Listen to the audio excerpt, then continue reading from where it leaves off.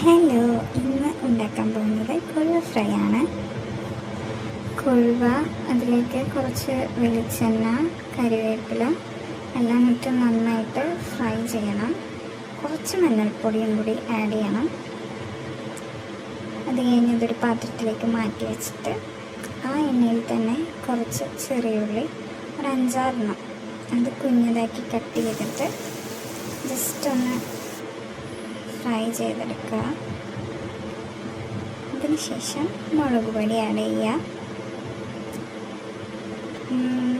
Fry ആയി വരുമ്പോഴേക്കും നമ്മൾ ആദ്യം മാറ്റി വെച്ചിട്ടുള്ള കൊഴുവ അതിലേക്ക് ഇട്ട് കൊടുക്കുക.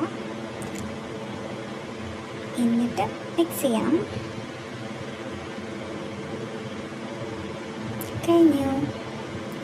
സിമ്പിളല്ലേ? എല്ലാവരും ഇത് ട്രൈ ചെയ്ത് നോക്കണം.